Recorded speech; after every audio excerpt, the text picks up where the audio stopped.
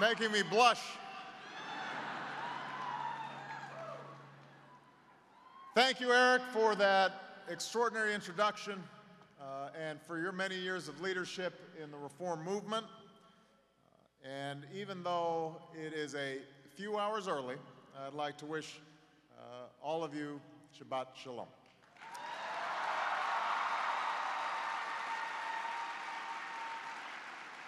Now, there are a lot of familiar faces in the House.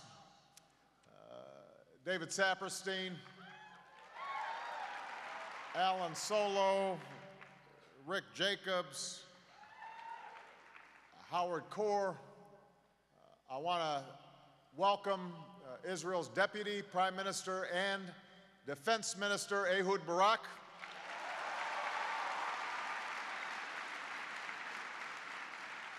The cooperation between our militaries has never been stronger, and I want to thank Ehud for his leadership and his lifelong commitment to Israel's security and the quest for a just and lasting peace.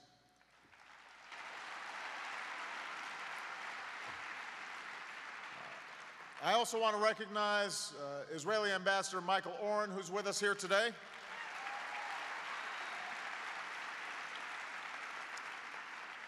And finally, I want to give a shout out to Nifty, I understand, is in the house.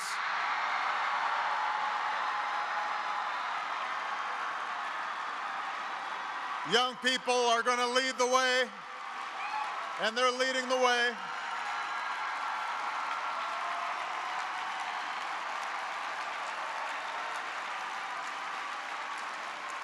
There you go.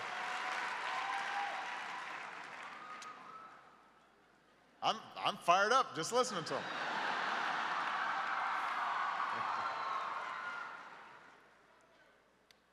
I am honored to be here because of the proud history and tradition of the Union for Reform Judaism, representing more than 900 congregations, around 1.5 million American Jews.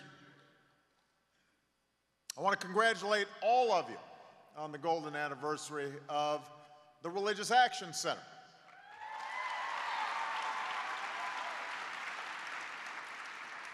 As Eric mentioned, when President Kennedy spoke to leaders from the RAC in 1961, I was 3 months old, so my memory is a bit hazy.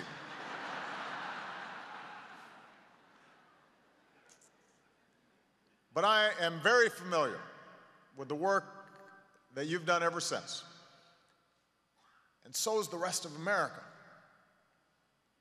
And that's because you helped draft the Civil Rights Act and the Voting Rights Act.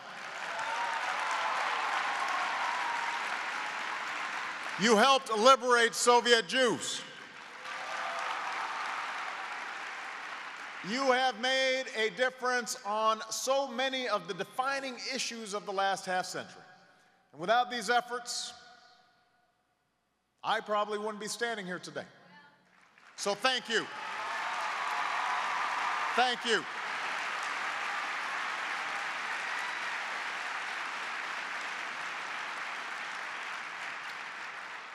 You have brought to life your faith and your values. And the world's a better place for it. Now, since my daughter Malia has reached the age where it seems like there's always a bar or bat mitzvah every weekend, and there is quite a bit of negotiations around the skirts that she wears at these bat mitzvahs. Do you guys have these conversations as well? All right, I just wanted to be clear it wasn't just me. What time you get home?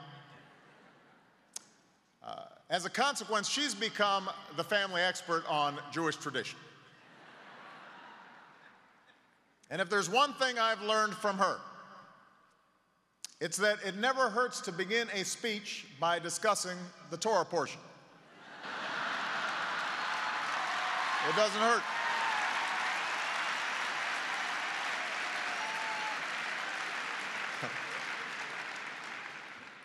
So this week,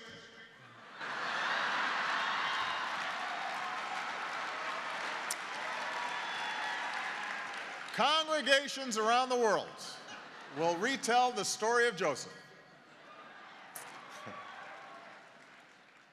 As any fan of Broadway musicals will tell you, there is a lot going on in this reading.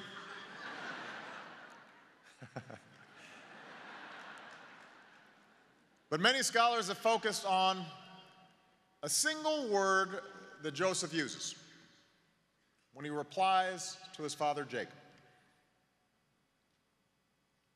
In Hebrew, that word is hineni. It translates to here I am. Hineni. It's the same word Abraham uses to reply to God before the binding of Isaac. It's the same word Moses uses when God summons him from the burning bush. Hineni. The text is telling us that while Joseph does not know what lies ahead, he is ready to answer the call. In this case, Hineni leads Joseph to Egypt. It sets in motion a story of enslavement and exodus that would come to inspire leaders like Martin Luther King as they sought freedom. It's a story of persecution and perseverance that has repeated itself from Inquisition-era Spain to Tsarist Russia to Hitler's Germany. And in that often tragic history, this place, America, stands out.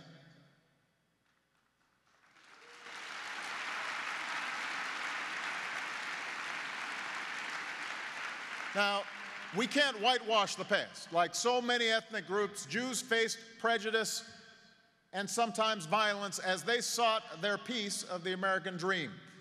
But here, Jews finally found a place where their faith was protected, where hard work and responsibility paid off, where no matter who you were or where you came from, you could make it if you tried. Here in America, you really could build a better life for your children. I know how much that story means to many of you because I know how much that story means to me. My father was from Kenya, my mother was from Kansas, not places with a large Jewish community.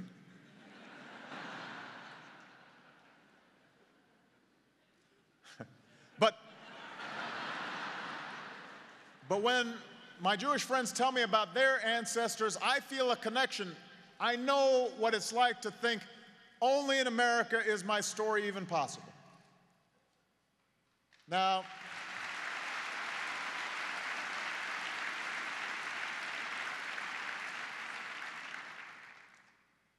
I have to interrupt. My friend Debbie Wasserman Schultz just got in the house.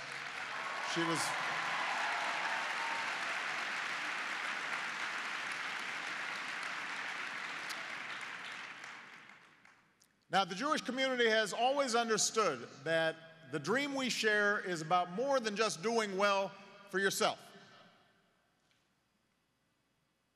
From the moment our country was founded, American Jews have helped make our union more perfect. Your parents, your grandparents, your great-grandparents, they remembered what it was like to be a stranger, and as a result, treated strangers with compassion. They pursued tikkun olam, the hard work of repairing the world.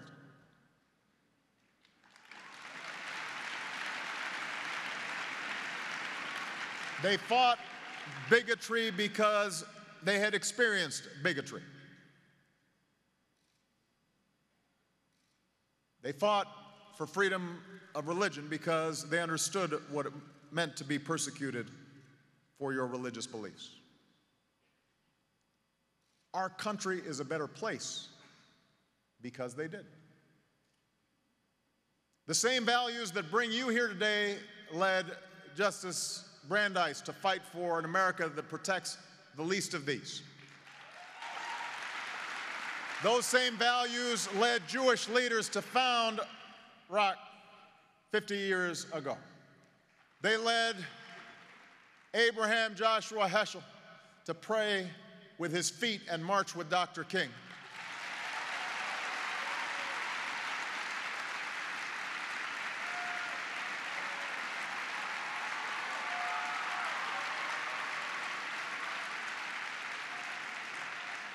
And over the last 3 years, they have brought us together on the most important issues of our time. When we began this journey, we knew we would have to take on powerful special interests. We would have to take on a Washington culture where doing what's politically convenient is often valued above doing what's right, where the focus is too often on the next election instead of the next generation.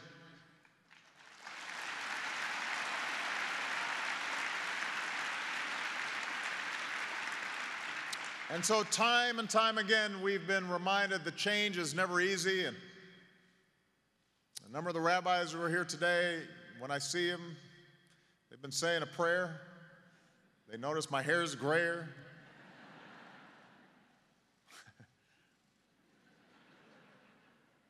But we didn't quit. You didn't quit. And today we're beginning to see what change looks like. And Eric mentioned what change looks like. Change is the very first bill I signed, the Lilly Ledbetter Fair Pay Act, which says in this country, an equal day's work gets an equal day's pay. That's change.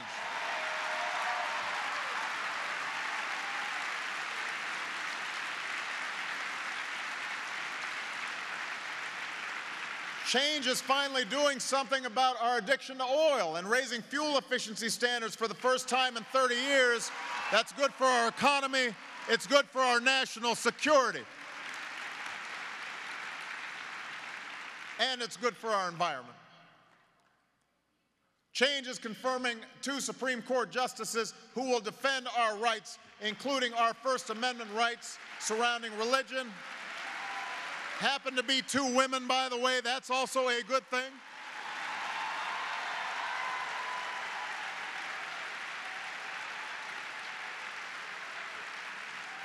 Change is repealing Don't Ask, Don't Tell, so that in the first time in history, you don't have to hide who you love to serve the country that you love. That's change.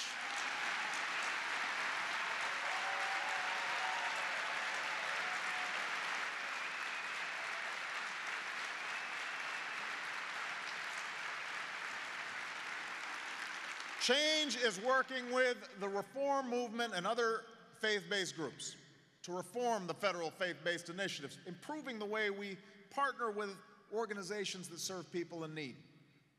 Change is healthcare reform that we passed after a century of trying, reform that will finally ensure that in the United States of America, nobody goes bankrupt just because they get sick. That's change.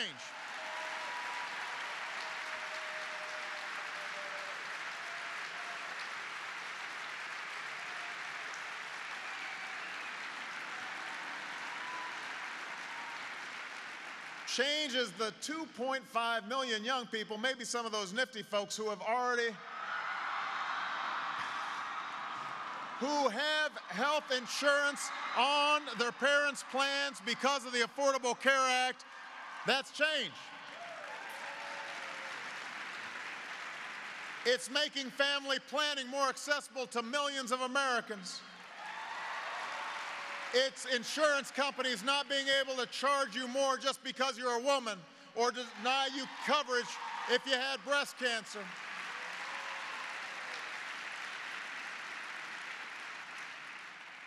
Change is committing to real, persistent education reform because Every child in America deserves access to a good school and to higher education. Every child.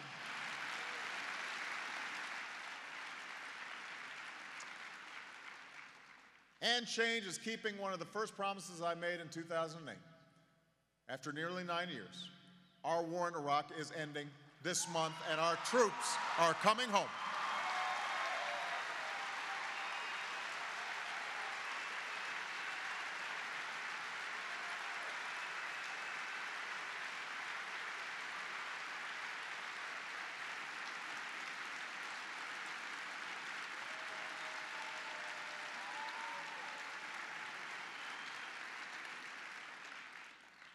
That's what changes. And none of this would have happened without you. That's the kind of change we'll keep fighting for in the months and years ahead. Just last night, you took another step towards the change we need and voted for a set of principles of economic justice in a time of fiscal crisis. And I want to thank you for your courage.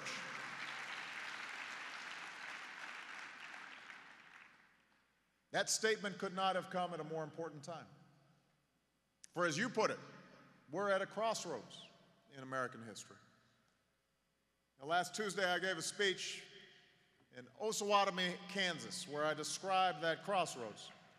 And I laid out a vision of our country where everybody gets a fair shot, and everybody does their fair share, and everyone plays by the same rules. And these are not democratic values or Republican values. They're not Christian values or Jewish values or Hindu or Muslim values. They're shared values, and we have to reclaim them. We have to restore them to a central place in America's political life.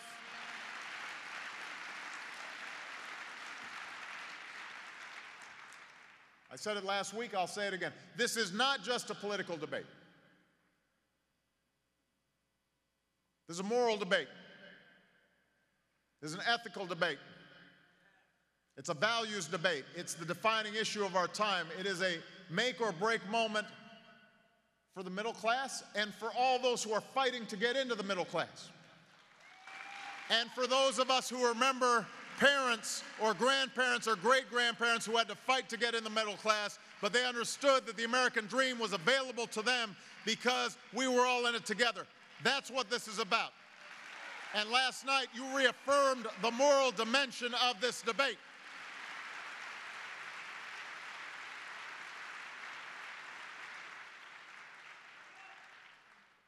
We have to decide who we are as a country. Is this a place where everyone is left to fend for themselves? The most powerful can play by their own rules? Or do we come together to make sure that working people can earn enough to raise a family, send their kids to college, buy their own home, have a secure health care and a secure retirement?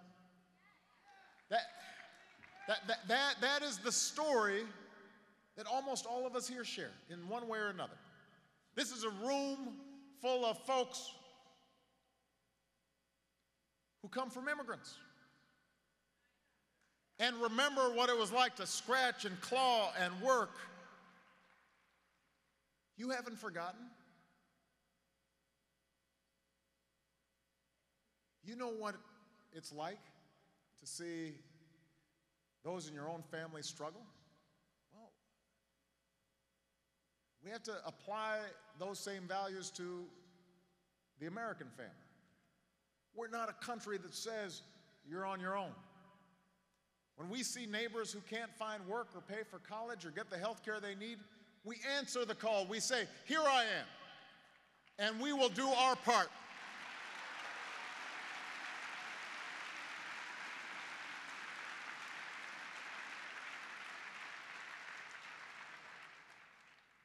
That's what you affirmed last night. But more importantly, it's what you affirm every day with your words and your actions. And I promise you that as you pray with your feet, I will be right there with you every step of the way. I'll be fighting to create jobs and give small businesses a chance to succeed. I'll be fighting to invest in education and technology. I will fight to strengthen programs like Medicare and Social Security. I will fight to put more money into the pockets of working families. I won't be afraid to ask the most well-off among us, Americans like me, to pay our fair share, to make sure that everybody's got a shot. I will fight alongside you every inch of the way.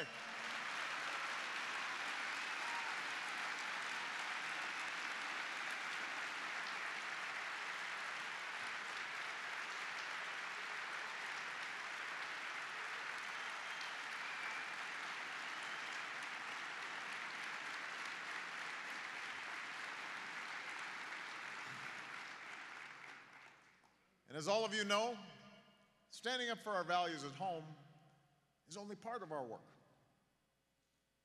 Around the world, we stand up for values that are universal, including the right of all people to live in peace and security and dignity.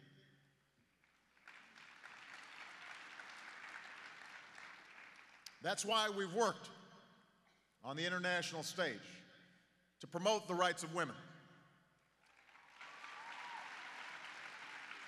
to promote strategies to alleviate poverty, to promote the dignity of all people, including gays and lesbians and people with disabilities,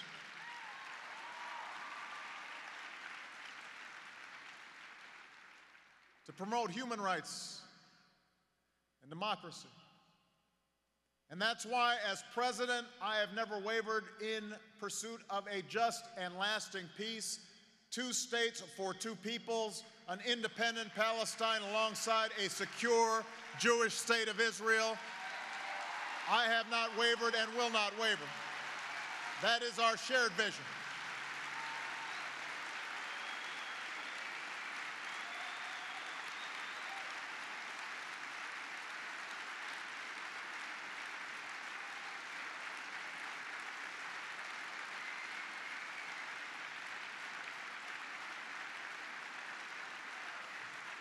Now,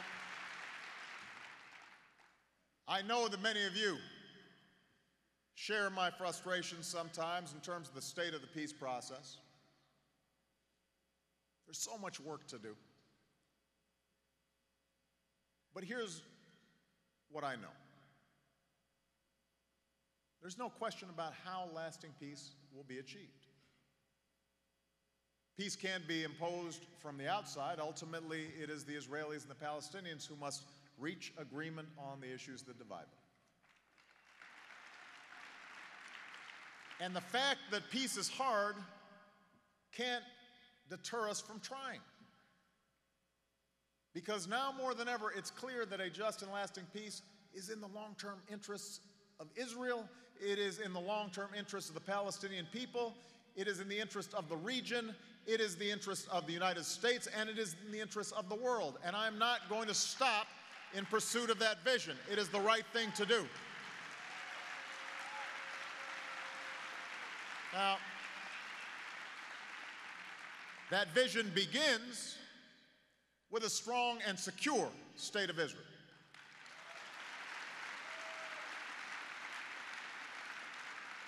And the special bonds between our nations are ones that all Americans hold dear, because they're bonds forged by common interests and shared values. They're bonds that transcend partisan politics, or at least they should. We stand with Israel as a Jewish democratic state because we know that Israel is born of firmly held values that we as Americans share.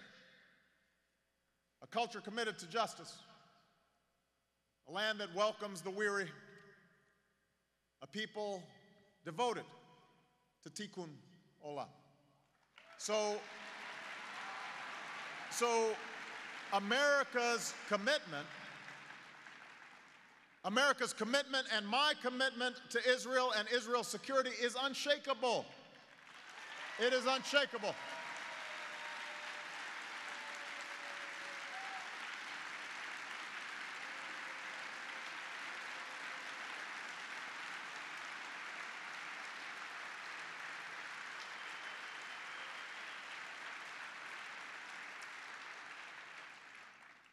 I said it in September at the United Nations.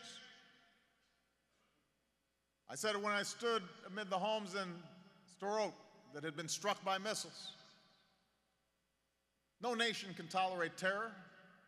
No nation can accept rockets targeting innocent men, women, and children. No nation can yield to suicide bombers. And as Ehud has said, it is hard to remember a time when the United States has given stronger support to Israel on its security. In fact, I am proud to say that no U.S. administration has done more in support of Israel's security than ours. None. Don't let anybody else tell you otherwise. It is a fact.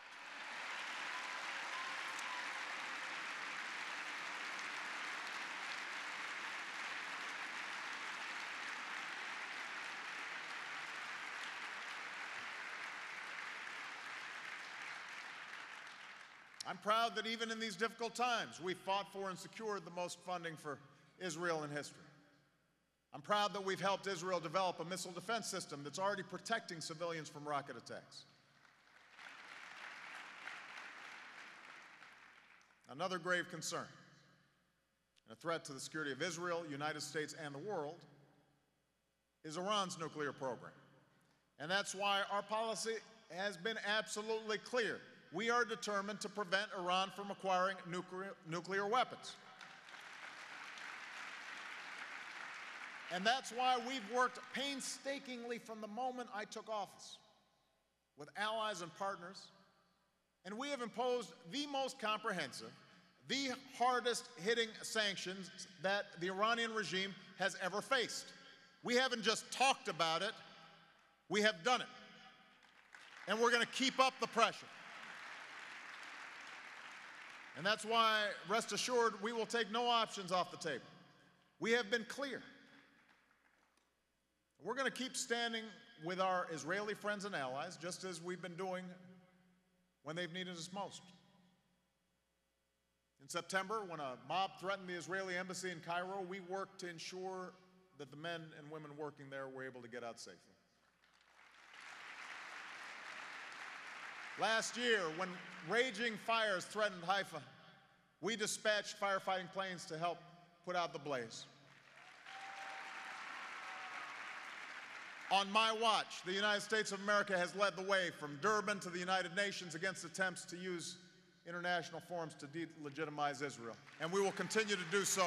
That's what friends and allies do for each other. So don't let anybody else tell a different story. We have been there, and we will continue to be there.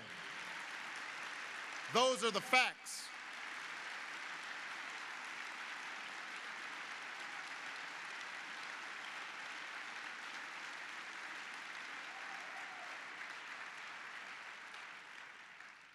When I look back on the last few years, I'm proud of the decisions I've made, and I'm proud of what we've done together.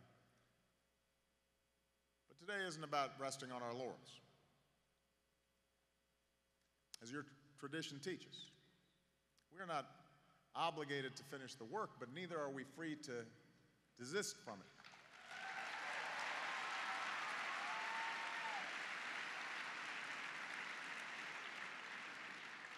We've got to keep going. So today, we look forward to the world not just as it is, but as it could be. And when we do, the truth is clear. Our union is not yet perfect. Our world is still in desperate need of repair. And each of us still hears that call. The question is, how will we respond? In this moment, every American of every faith, every background has the opportunity to stand up and say, here I am. Hineni, here I am. I am ready to keep alive our country's promise. I am ready to speak up for our values at home and abroad. I am ready to do what needs to be done. The work may not be finished in a day, in a year, in a term, in a lifetime, but I'm ready to do my part.